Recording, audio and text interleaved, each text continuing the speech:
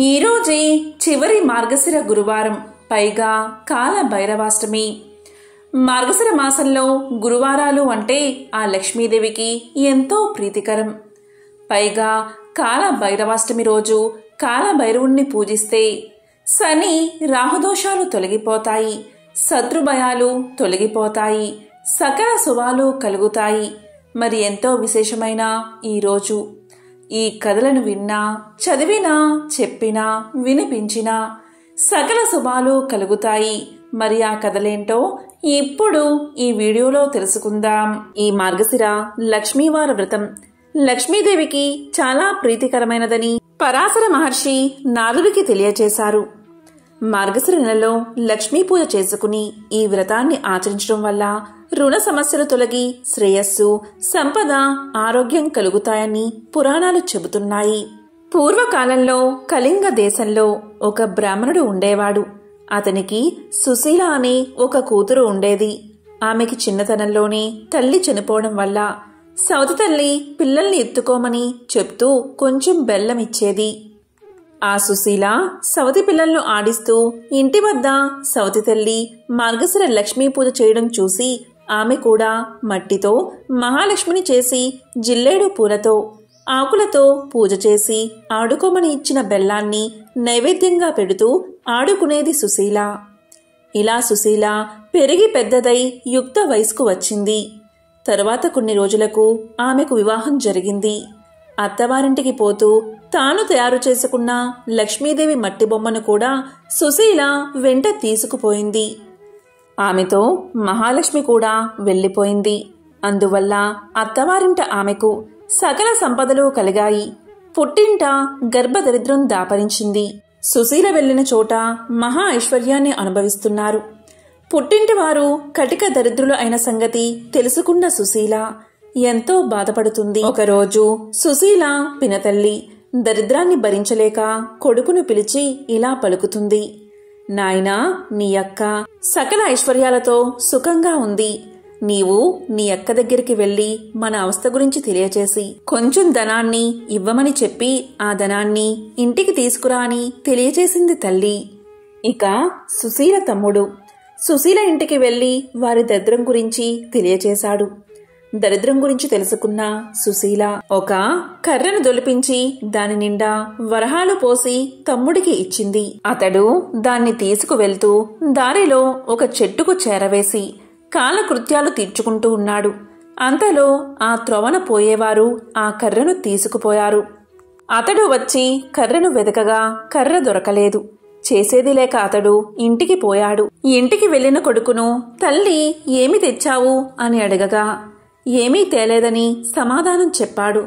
మన దరిద్రం ఇంతే అని అనుకున్నారు వారిద్దరూ. కొన్నాళ్లకు సుశీల తమ్ముడుకు కబురు పంపి ఇంటికి రప్పించుకుని పరిస్థితి ఎలా ఉందని అడిగింది. అతడు ఇంటి పరిస్థితి ఎప్పటిలాగే దరిద్రపూరితంగా ఉన్నదని సమాధానం చెప్పాడు. దాంతో సుశీల ఎంతో విచారించి ఒక చెప్పుల జోడు నిండా వరహాలు పోసి దానిపై గుడ్డ కప్పి ఆ జతను తండ్రికి ఇవ్వవలసిందని చెప్పి అతడికి ఇచ్చింది. అతడు వాటిని తీసుకుని పోతూ ఉండగా దారిలో దాహం వేసింది. అందువల్ల వాటిని ఒక చెరువు గట్టు మీద పెట్టి నీరు తాగుతూ ఉన్నాడు. అంతలో ఒక కుక్క జోళ్ల వాసన పసిగట్టి వాటిని నోటకరుచుకుని పారిపోయింది. సుశీల తమ్ముడు గట్టు మీదకు వచ్చి చూసేసరికి చెప్పులు లేవు. వెతికి వెతికి అవి ఎక్కడా కనబడకపోవడం వల్ల అతను ఇంటికి చేరుకున్నాడు. జరిగిన విషయమంతా తల్లికి తెలియచేశాడు. తల్లి జరిగిన దానికి బాధపడి మన దరిద్రం ఇలా ఎందుకు ప్రాప్తించిందో అని విచారించింది. మరి కొన్నాళ్లకు సుశీల తన తమ్ముణ్ణి రప్పించి అక్కడ పరిస్థితి ఎలా ఉంది అని అడిగింది. అతడు జోళ్లు పోయినమని చెప్తే అక్క కోపగించుకుంటుందని భయపడి ఆ సంగతి చెప్పకుండా అక్కడ పరిస్థితి ఎప్పటిలాగే ఉన్నదని తెలియచేశాడు. అప్పుడు సుశీల ఒక గుమ్మడికాయను తొలిపించి దాని నిండా వరహాలు పోసి తమ్ముడికి ఇచ్చింది. దానిని తీసుకుని వచ్చేటప్పుడు అతడు దానిని చెరువుగట్టు మీద పెట్టి నీటిలోకి దిగాడు.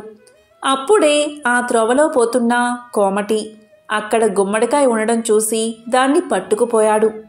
ఆ బ్రాహ్మణుడు చెరువుగట్టు మీద గుమ్మడికాయ కనిపించకపోవడం వల్ల ఇంటికి వెళ్ళిపోయాడు. తల్లి ఏమి తెచ్చావు అని అడగగా జరిగిందంతా చెప్పాడు. తల్లి ఎంతో బాధపడింది. సుశీల కొంతకాలముండి పుట్టింటి సంగతులు తెలుసుకోవడానికి వెళ్ళి మార్గశిర కనక మహాలక్ష్మి నోము పడితే వారి దరిద్రం తీరుతుందని తలచి తల్లిదండ్రులను తన ఇంటికి తీసుకువెళ్ళింది. ఒకరోజు ఆమె తల్లితో ఇలా పలికింది. అమ్మా, ఈవేళ మార్గశిర లక్ష్మీవారం కాబట్టి మనం నోము నోచుకోవాలి. నీవు ఎంగిలి పడకు అని చెప్పింది. దానికి తల్లి అలాగే అని పిల్లలకు చద్దన్నం పెడుతూ అలవాటు ప్రకారం ఒక ముద్దను నోట్లో వేసుకుంది. అంతలో కుమార్తె వచ్చి నోము నోచుకోవడానికి స్నానం చెయ్యమని పిలిచింది. అప్పుడు తల్లి సుశీలతో ఇలా చెప్పింది. అమ్మా సుశీల, పిల్లలకు చద్దన్నం పెడుతూ మర్చిపోయి ఒక ముద్ద నోట్లో వేసుకున్నాను అని చెప్పింది. అది విన్న సుశీల ఎంతో బాధపడి తాను మాత్రమే నోము నోచుకుంది. అంతలో రెండవ లక్ష్మీవారం వచ్చింది. అప్పుడు సుశీల తల్లి దగ్గరకు చేరుకుని అమ్మా, ఈ వారమైనా జాగ్రత్తగా ఉండమని చెప్పింది. అది విన్న తల్లి, నేనేమైనా చిన్న పిల్లనా, నేను జాగ్రత్తగా ఉంటానని చెప్పి పిల్లలకు తలంటి నీళ్లు పోస్తూ నూనె గిన్నెలో మిగిలిపోయిన నూనెను తలకు రాసుకుంది. అప్పుడు సుశీల వచ్చి తల్లిని నోము నోచుకోవడానికి స్నానం చెయ్యమని చెప్పింది. అప్పుడు తల్లి మర్చిపోయి తలకు నూనె రాసుకున్న సంగతి తెలియచేసింది. అయ్యో, ఈ వారం కూడా వృధాగా పోయింది కదా అనుకుని సుశీల మాత్రం నోము నోచుకుంది. తరువాత మూడవ లక్ష్మీవారం వచ్చింది. అప్పుడు సుశీల తల్లితో అమ్మా, ఈ వారమైనా జాగ్రత్తగా ఉండు, నోము నోచుకో అని గట్టిగా చెప్పింది. తల్లి అలాగే చేస్తానని చెప్పి పిల్లలకు తలదువ్వుతూ తాను కూడా తలదువ్వుకుంది. అంతలో కుమార్తె వచ్చి తల్లిని స్నానానికి రమ్మని పిలిచింది. అప్పుడు తల్లి ఇలా చెప్పింది. మరిచిపోయి తలదువ్వుకున్న సంగతి తెలియచేసింది. అది విని దరిద్రులను బాగు చేయడం మానవులకు సాధ్యం కాదు అనుకుని సుశీల తానే నోము నోచుకుంది. మరికొన్ని రోజులలో 4వ లక్ష్మీవారం వచ్చింది. సుశీల ఈ వారమైనా తల్లి చేత నోమును నోపించాలని పట్టుదలతో ఆమెను ఒక గోతిలో కూర్చోబెట్టి పైన బల్లను మోతేసి తాను పనులు చేసుకుంటూ ఉంది. ఇంతలో పిల్లలు అక్కడున్న అరటి పళ్లను తిని వాటిపై తొక్కలను బల్ల సందు నుండి గోతిలో పడేశారు. అందులో ఉన్న తల్లి దురదృష్టవంతురాలు అవడం వల్ల ఆ తొక్కలు తిన్నది. అంతలో కుమార్తె వచ్చి మీదనున్న బల్ల తీసి ఆ తల్లిని స్నానానికి రమ్మని పిలవగా తాను అరటిపళ్ళ తొక్కలు తిన్న సంగతి తెలియచేసింది. దీంతో సుశీల ఎంతో విచారించి తానే నోము నోచుకుంది. తరువాత 5వ మార్గశిర గురువారం రానే వచ్చింది. అప్పుడు సుశీల తన తల్లి తన చెంగుకు ముడేసుకుని తన వెంట ఆమెను తిప్పుకుంటూ పనులన్నీ ముగించుకున్న తర్వాత ఆమెకు కూడా స్నానం చేయించి నోము నోపించింది. కూతురు పూర్ణపు కుడుములు నైవేద్యం పెట్టినప్పుడు మహాలక్ష్మీదేవి స్వీకరించి తల్లి పెట్టినప్పుడు మాత్రం స్వీకరించలేదు. అది చూసి అలా చేయడానికి కారణం ఏమిటని మహాలక్ష్మిని అడిగింది సుశీల. అందుకు మహాలక్ష్మీదేవి ఇలా పలికింది. అమ్మాయి సుశీల, నీ చిన్నతనమున నీవు బొమ్మలతో ఆడుకుంటూ ఉండగా నీ సవతి తల్లి నిన్ను చీపురు పట్టుకుని కొట్టింది. అందుచేతనే నేను ఆమె నైవేద్యాన్ని పుచ్చుకోవడం లేదు అని పలికింది. అప్పుడా సుశీల తల్లి ఆమె తప్పు క్షమించి నైవేద్యాన్ని స్వీకరించి వారికి భోగభాగ్యాలు కలిగేటట్లు ఆశీర్వదించమని ప్రార్థించింది. దీంతో మహాలక్ష్మి ప్రసన్నురాలై తల్లి కూతుళ్లను దీవించింది. తరువాత సుశీల ఆమె తల్లిచే యథావిధిగా నోము నోపించి నోము పట్టిన మొదటి వారం పులగాన్ని, 2వ వారం క్షీరాన్నాన్ని, 3వ వారం ముద్ద కుడుములను, 4వ వారం పరమాన్నాన్ని నైవేద్యంగా పెట్టించి పుష్యమాసపు లక్ష్మీవారం నాడు పూర్ణపు కుడుములను సమారాధనకు పెట్టించి నోమును పూర్తి చేయించింది. తరువాత ఆమె పుట్టింటవారు దరిద్ర విముక్తులై ధనధాన్యాలతో తులతూగుతూ ఉన్నారు.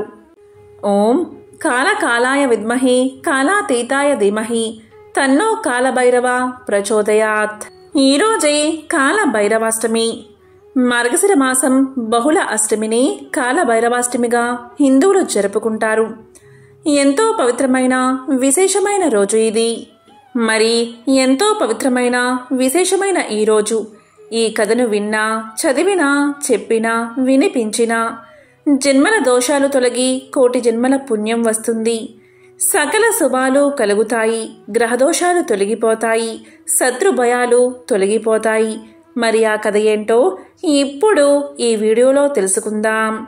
కాలభైరవుడి జన్మ రహస్యం గురించి శివపురాణంలోని ఈ పవిత్ర కథను ఇప్పుడు విందాం. సృష్టి ఆవిర్భావం తర్వాత బ్రహ్మదేవుడు శివకేశవులను చూసి ఇలా పలుకుతాడు: నేనే పరబ్రహ్మ స్వరూపుడిని, నేనే సృష్టికర్తను, మీరిద్దరూ నా ఆజ్ఞ ప్రకారమే నడుచుకోవాలి అని పలకగానే మహాశివుడు ఇలా అంటాడు: బ్రహ్మదేవా, నువ్వు అలా మాట్లాడడం అస్సలు భావ్యం కాదు.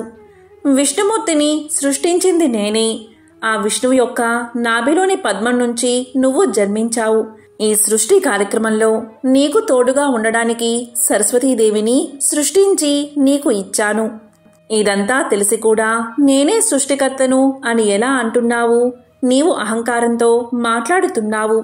వేదాలన్నీ కూడా నేనే సర్వేశ్వరుడు అని చెప్తున్నాయి. నీవు ఇలా మాట్లాడడం అస్సలు భావ్యం కాదు అని మహాశివుడు పలుకుతాడు. దానికి బ్రహ్మదేవుడు ఇలా అంటాడు: నీవు ఏమన్నా కానీ నేనే ఈ సృష్టికి ఆధారం అంటాడు. నేను చెప్పినట్లుగానే మీరంతా నడుచుకోవాలి అంటాడు. దానికి శివుడు సమ్మతించడు. దాంతో వారి మధ్య వాద్యం పెరిగింది. సమస్య పరిష్కారం కోసం శృతి ప్రమాణం కదా, అందుకని వేదాలని పిలుద్దామని వేదాలని పిలిచారు వారు. అప్పుడు శివుడు వేదాలను పిలిచి, ఓ వేదములారా, త్రిమూర్తుల్లో మీరు ఎవరిని పరబ్రహ్మగా స్తుతిస్తున్నారో తెలపండి అని అడుగుతాడు. దానికి ఋగ్వేదం ఇలా పలుకుతుంది: సర్వ జగత్తుకు ఆధారమైనవాడు ఆ పరమేశ్వరుడు. ఆ పరమేశ్వరుడే పరబ్రహ్మ, ఆ మహాశివుడు తప్ప మరొకరు కాదు అంటుంది. ఈ సమస్తానికి సృష్టికర్త ఏ మహానుభావుడు సంకల్పం వల్ల మొట్టమొదట నారాయణుడు జన్మించాడు, ఎవరు చిట్ట చివర ఈ లోకాలంటినీ తనలోకి తీసుకుంటున్నాడో అటువంటి ఆ పరమశివుడే పరబ్రహ్మం అంది ఋగ్వేదం. ఆ తరువాత యజుర్వేదం ఇలా పలుకుతుంది: యజ్ఞయాగాదులు, ధాన్యము, యోగము అన్నీ కూడా ఈశ్వరుడే. అసుర శక్తులు పోయి ఈశ్వర శక్తులు రావడానికి జ్ఞానమును మహేశ్వరుడు ఇస్తాడు. కాబట్టి జ్ఞాన యజ్ఞమునందు ఆరాధించబడుతున్నవాడు కనుక పరమశివుడే పరబ్రహ్మం అని చెప్పింది యజుర్వేదం. తరువాత సామవేదం ఇలా పలుకుతుంది: అన్ని కర్మలకు ప్రేరకుడు.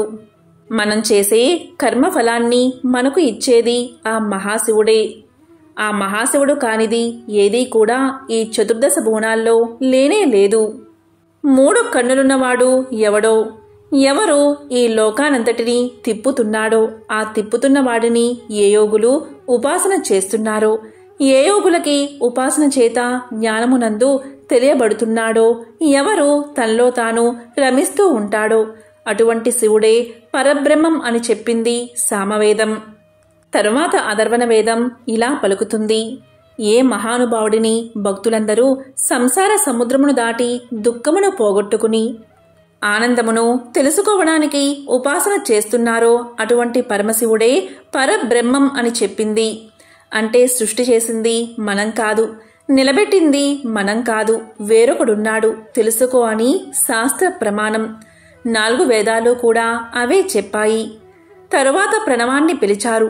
ప్రణవం ఇలా చెప్పింది: ఎవడు నిరంతరం శక్తి స్వరూపంతో క్రీడిస్తూ ఉంటాడో శక్తి ఆయన్ని విడిచిపెట్టి ఉండదో, శక్తీశ్వరులై వారున్నారో అటువంటి శక్తీశ్వరుడై శక్తి ఆయనతో, ఆయన శక్తితో విడవకుండా కలిసి ఉంటారో అటువంటి పార్వతీ పరమేశ్వరులు, పార్వతి వామార్ధ భాగమునందు ఉన్న శంకరుడే పరబ్రహ్మం అని చెప్పింది.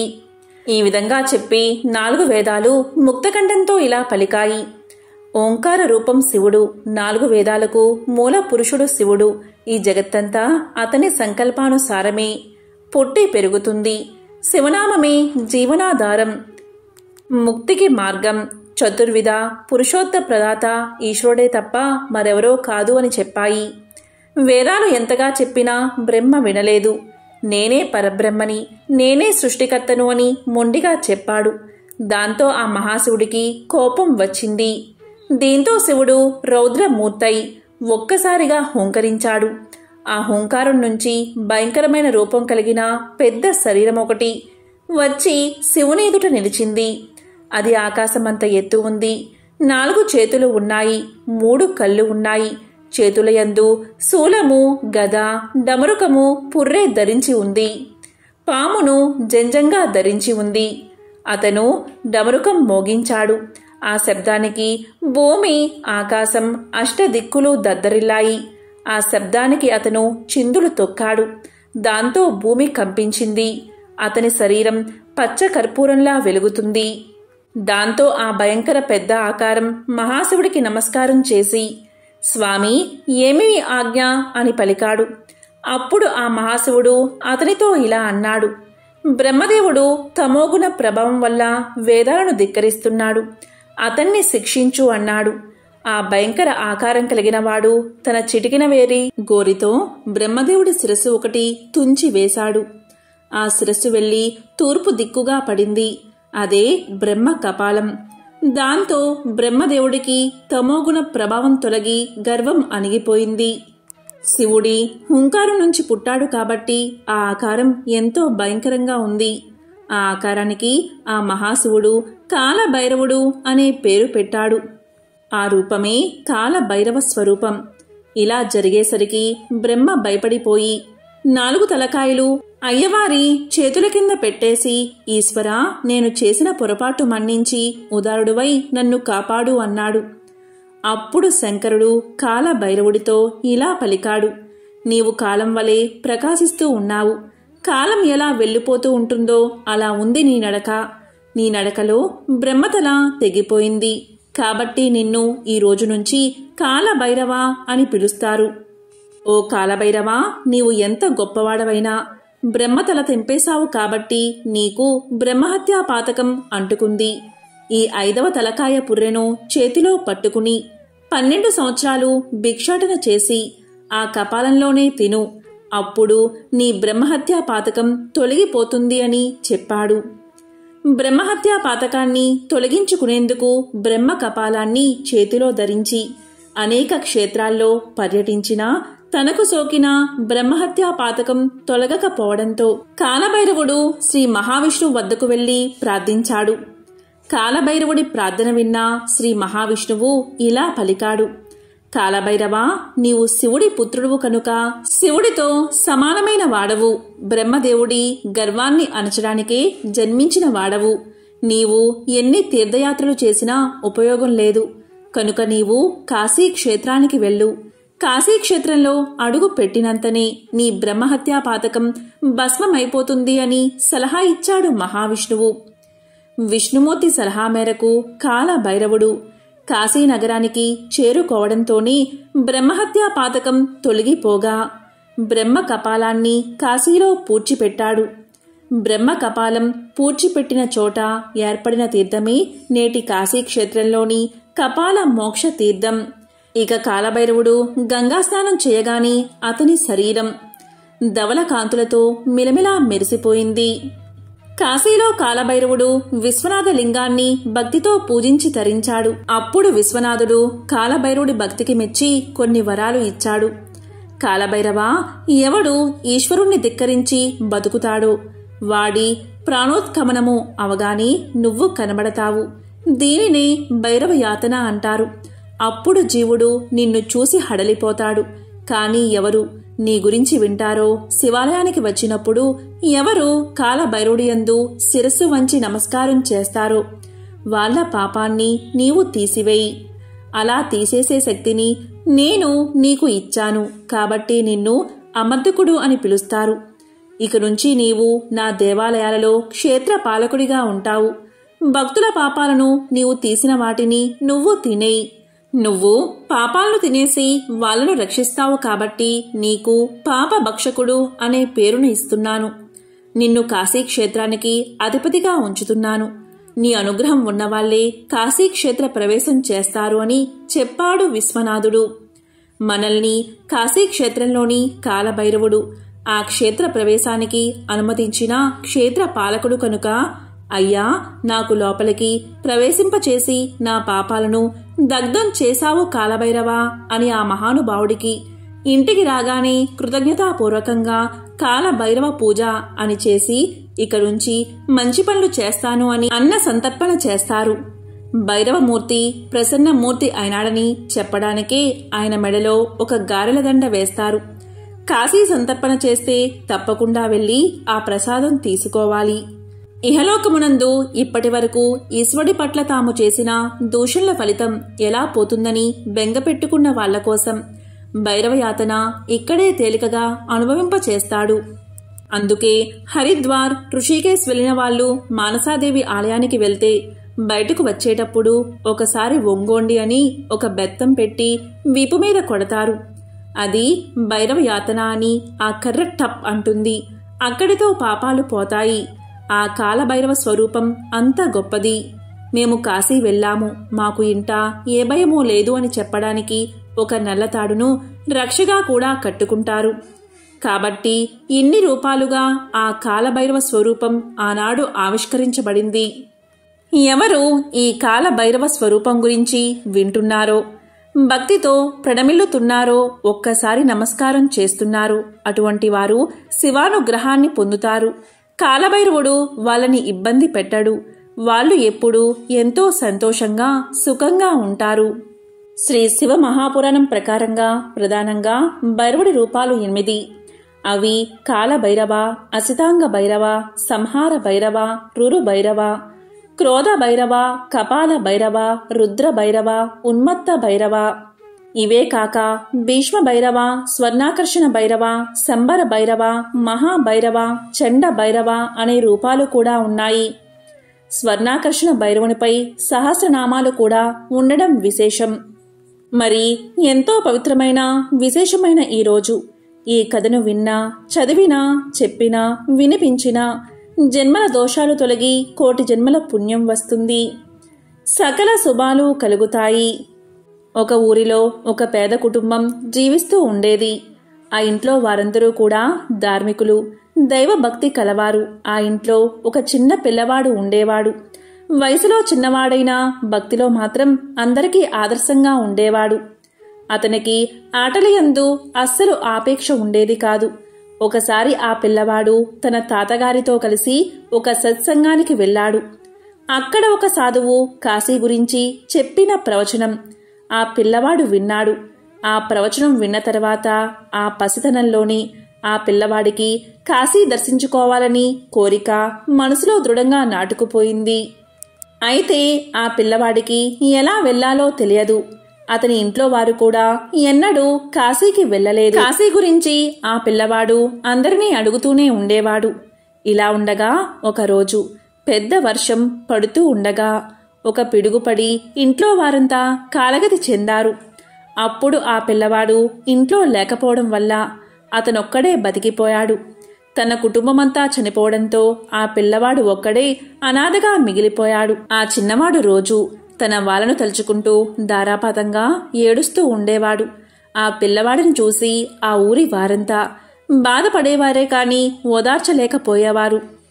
ఇప్పుడు అతని ఊరికి ముందు ప్రవచనం చెప్పిన ఆ సాధువు మళ్లీ వచ్చాడు. ఆ సాధువు ఈ అబ్బాయి దగ్గరకు వచ్చి, ఎందుకు అనవసరంగా బాధపడుతూ కాలాన్నంతా వృధా చేసుకుంటున్నావు? ఏ బంధమూ శాశ్వతం కాదు. నాయనా, జన్మనిచ్చిన తల్లిదండ్రులు వెళ్ళిపోవచ్చు, కాని ఈ విశ్వానికే తండ్రి ఆ కాశీ విశ్వేశ్వరుడు. అతనే మన తండ్రి, అతనే అనాథనాథుడు. అతను ఉండగా ఎవరూ అనాథులు కాదు. ఆయన్నే ధ్యానిస్తూ ఉండు, నిన్ను సదా రక్షిస్తూ ఉంటాడు అని చెప్పి వెళ్ళిపోయాడు. ఆ సాధువు మాటలతో సేదతీరి తన దుఃఖాన్ని మర్చిపోయి మళ్లీ కాశీ విశ్వేశ్వరుడిపై తన దృష్టి నిలిపాడు ఆ పిల్లవాడు. ఆ పిల్లవాడు ఒక గుడిసె కట్టుకుని కాశీ విశ్వనాథుడే తన తల్లి, తండ్రి అని వాళ్ళ దగ్గరకు వెళ్లడమే జీవితం అని నమ్మి ఎంతో శ్రమించసాగాడు. చదువు లేదు, ఏ పని చేతకాదు. ఇదివరకు పనిచేసిన అనుభవం కూడా లేకపోవడం వల్ల ఒకచోట ఒక పనిలో చేరాడు. తను కాశీకి వెళ్లలేదు కనుక కాశీని దర్శించుకుని వచ్చిన వారిని కాశీ గురించి అడిగేవాడు. కాశీకి వెళ్లడానికి ఎంత ఖర్చవుతుందో తెలుసుకుని తన సంపాదనలో కాస్త దాచాలని నిర్ణయించుకున్నాడు. రోజు 3 పూటలా భోంచేయడానికి కూడా తన సంపాదన సరిపోయేది కాదు. అయినా తన వాటిల్లోనే సగం దాచి కాశీకి వెళ్లాలని నిర్ణయించుకున్నాడు.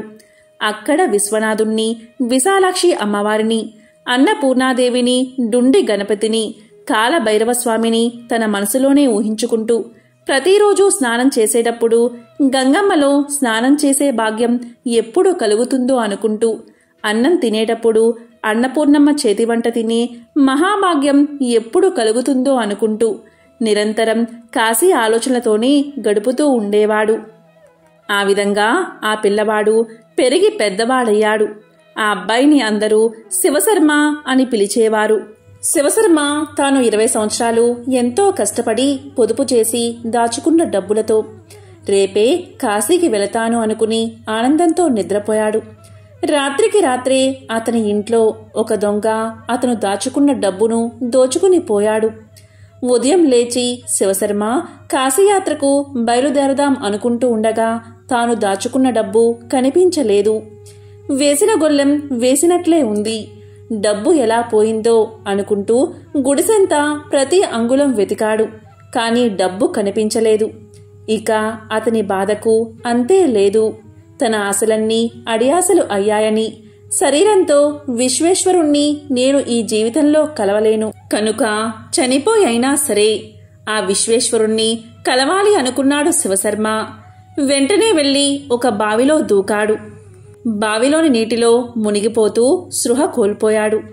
అతనికి స్పృహ వచ్చేసరికి ఒక గట్టు మీద ఒక స్త్రీ ఒడిలో పడుకుని ఉన్నాడు. ఆ స్త్రీ ఎవరో శివశర్మకు తెలియదు. ఎక్కడ ఉన్నాడో అతనికి తెలియడం లేదు. ఆవిడ అతన్ని ఒక చోటికి తీసుకువెళ్ళింది. అక్కడ ఒకతను ధ్యానంలో కూర్చుని ఉన్నాడు. అతను అప్పుడే ధ్యానం ముగిసి కళ్ళు తెరిచి ఈ కుర్రవాణ్ణి చూశాడు. అతని ఒళ్లంతా భస్మం రాసుకుని జుట్టంతా ఎర్రగా ఉంది. జడలు కట్టిన జుట్టుతో ఉన్న అతన్ని చూస్తే శివశర్మకు తెలియని భక్తి భావం కలిగింది. వెంటనే శివశర్మ స్వామి మీరెవరు అని అడగాలి అనుకున్నాడు. కాని అతని నోట మాట రావడం లేదు.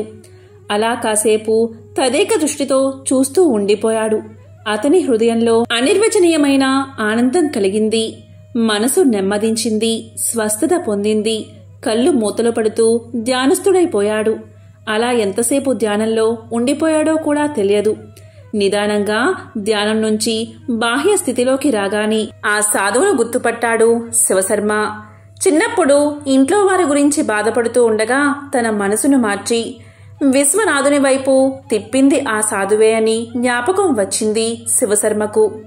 20 ఏళ్ల క్రితం చూసిన ఆ సాధువును మళ్లీ కలిసినందుకు పట్టరాని ఆనందం కలిగింది. ఎవరి ప్రేరణ వల్ల తన మనసు భగవంతుడి వైపు తిరిగిందో, ఎవరిని దర్శించడం వల్ల మనసు ప్రశాంతత పొందుతుందో ఆయన్ని మళ్లీ చూడగలిగాను. ఇదంతా నా తండ్రి అయిన విశ్వనాథుడి అపార కరుణే అనుకుని ఆ సాధువుకు భక్తిపూర్వకంగా నమస్కారం చేసి ఒక ప్రశ్న అడగాలి అనుకున్నాడు. కాని ఎంత ప్రయత్నిస్తున్నా మళ్లీ మాటలు రాని పరిస్థితి. అతనికి కలిగిన భావనలు, ఆ ఆనందానుభూతి, గొంతు దగ్ధమవడం, కళ్ళ నుండి ఆనంద బాష్పాలు జాలు వారడం, ఇవన్నీ అతన్ని ఆశ్చర్య ఆనందాలకు గురిచేస్తూ ఉండగా ఆ సాధువు అతన్ని ఆశీర్వదించి అతన్ని దగ్గర తీసుకుని పక్క గదిలో ఉన్న ఒక స్త్రీ దగ్గరకు తీసుకువెళ్లాడు. ఆ గదిలో ఒక స్త్రీ బంగారు వర్ణంతో మెరిసిపోతూ ఉన్నది. ఆవిడ ముఖంలో చిరు మందహాసం, ఆమె కనులలో కాంతి అమృత కిరణాలను ప్రసరింపచేస్తున్నదా అన్నట్లు ఉన్నది. కోటి సూర్యుల దివ్య తేజస్సు ఆ గదంతా కూడా ఆక్రమించినట్లుగా ఉన్నది. శివశర్మకు ఒక్కసారిగా తన శరీరం తట్టుకోలేనంత తేజస్సు నరనరాల్లో ప్రవహిస్తున్న భావన కలిగి నిశ్చేష్టుడై ఉండిపోయాడు. తన మదిలో ఎన్నో స్మృతులు తలుక్కుమని మెరుపులా మెరిసి అంతర్ధానమవుతున్నాయి. అతను జీవితంలో ఎన్నడూ పొందని ప్రశాంతతను ఆ క్షణం పొందుతున్నాడు. తనకు జ్ఞానోదయం కలిగినట్లు అతనికి ఒక జ్యోతి దర్శనం అయినది. అలా కాసేపు ఆ స్త్రీ సన్నిధిలో కూర్చున్నాడు. అటు తర్వాత అతన్ని ఆశీర్వదించి అక్కడ్నుంచి తీసుకుని ఇంకొక గదిలో ఉన్న స్త్రీ దగ్గరకు తీసుకువెళ్లాడు. ఆ స్త్రీ చూడ్డానికి పండు ముత్తైదువులా ఉన్నది. ఎర్రని బొట్టు, తలనిండా కనకాంబరం పువ్వులు, ఎర్ర అంచు ఉన్న తెల్లటి చీర కట్టుకుని ఉంది. శివశర్మను చూస్తూ ఉండగానే ఆవిడ రానాయనా అంటూ నవ్వుతూ పలకరించింది. అంతే, ఒక్కసారిగా శివశర్మ 5-6 ఏళ్ల పసిబాలుడిలా మారిపోయాడు. ఆ పిల్లవాణ్ణి దగ్గరకు తీసుకుని తన ఒడిలో కూర్చోబెట్టుకుని ఒక తీయటి పదార్థాన్ని తినిపిస్తున్నది ఆమె. అటువంటి పదార్థం తను తన జీవితంలో ఎన్నడూ తినలేదు. ఇక తర్వాత ఆమె కడుపు నిండా శివశర్మ తిన్న తర్వాత ఆ పసివాడికి జోలపాడి నిద్రపుచ్చింది. ఇక తీరా శివశర్మ నిద్ర లేచేసరికి తన పక్కనే ఒకతను కూర్చుని ఉన్నాడు. అతని చుట్టూ పెద్ద పెద్ద కుక్కలు కూర్చుని ఉన్నాయి. అతని రూపు చూడ్డానికి భయంకరంగా ఉన్న అతని ముఖంలో చిరునవ్వు శివశర్మను విశేషంగా ఆకర్షించింది. ఆ వ్యక్తి శివశర్మతో ఇలా అన్నాడు: కుక్క ఒక విశిష్టమైన జంతువు, విశ్వాసానికి ప్రతీక. తన వారు ఆపదలో ఉంటే ప్రాణాల్ని కూడా లెక్క చేయకుండా ఎంత పెద్ద శత్రువునైనా సరే పోరాడుతుంది. అటువంటి జీవికి ఆహారం పెడితే శత్రుబాధలు ఉండవు అని చెప్పాడు. తరువాత అతన్ని తీసుకుని ఒక చిన్న గున్న ఏనుగు దగ్గరకు వెళ్ళాడు. ఆ ఏనుగు శివశర్మను చూస్తూనే ఆనందంతో గెంతుతూ దాని తొండంతో శివశర్మను తన మీద కూర్చోబెట్టుకుని ఆ నగరమంతా కూడా ఉత్సాహంగా తిరిగింది. ఆ నగరాన్ని శివశర్మ అంతకు ముందు ఎన్నడూ చూడలేదు. ఆ నగరమంతా అణువణువున పవిత్రత బాసిల్లుతుంది. ఎంత చూసినా తనివి తీరడం లేదు. అలా తిరిగి తిరిగి ఇద్దరూ మళ్ళీ ఆ పెద్దావిడ దగ్గరకు తిరిగి చేరుకున్నారు.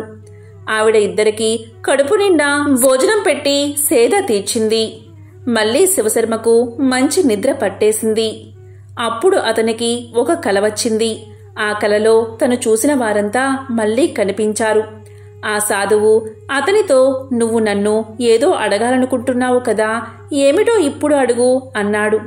ఆ కుర్రవాడు ఇలా అడిగాడు: "స్వామి, చిన్నప్పుడు మా ఊరిలో నా దుఃఖాన్ని పోగొట్టి విశ్వనాథుని వైపు నా మనసు తిప్పిన ఆ సాధువు మీరే.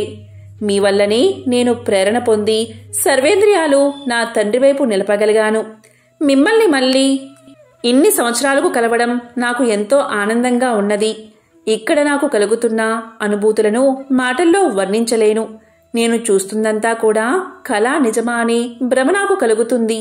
కానీ నేనెక్కడ ఉన్నాను, ఇక్కడకు ఎలా వచ్చాను, మీరంతా ఎవరు అని ప్రశ్నించాడు శివశర్మ. ఎందువల్ల నన్ను ఇంతలా ఆదరిస్తూ ఉన్నారు? మీ అందరి ఆదరణ పొందడానికి నేను చేసుకున్న పుణ్యం ఏమిటి అని అడిగాడు శివశర్మ.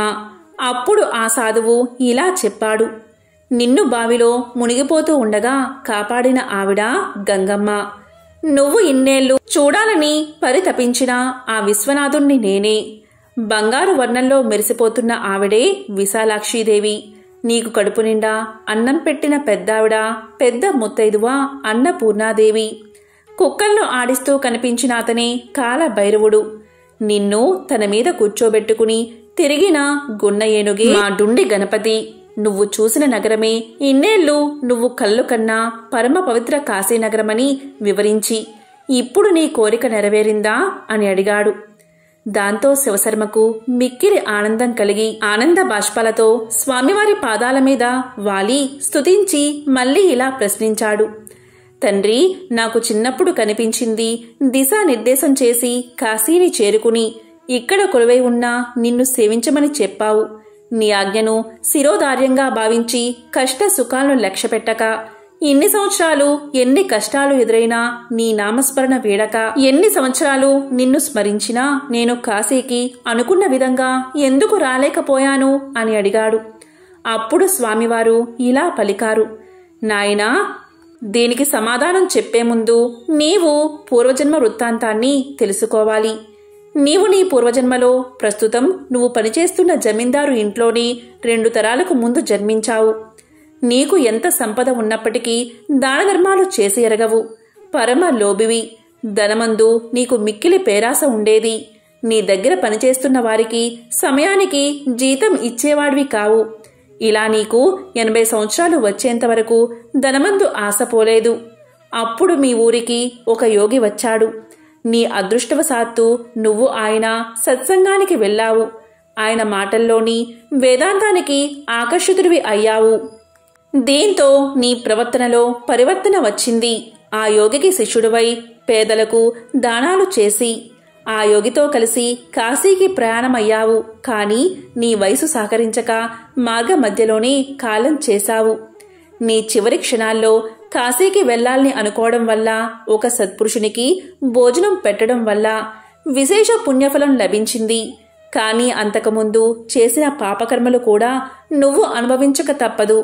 కనుక అదే ఊరిలో ఒక నిరుపేదగా జన్మించి చిన్న వయసులోనే అనాథవు అయ్యావు.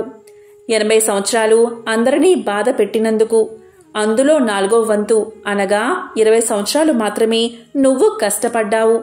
ప్రతి క్షణం నా గురించి తప్పించినందువల్ల నేడు నీకు మా అందరి దర్శన భాగ్యం కలిగింది. నువ్వు కాశీకి రావాలని ప్రయాణ ఖర్చుల కోసం దాచిన డబ్బులు దోచుకున్నది నేనే అన్నాడు ఆ మహాదేవుడు. అప్పుడు శివశర్మ, స్వామి, ఎందుకని మీరు నేను దాచుకున్న డబ్బును దొంగలించారు? అవి లేకపోతే నేను కాశీకి ఎలా రాగలను?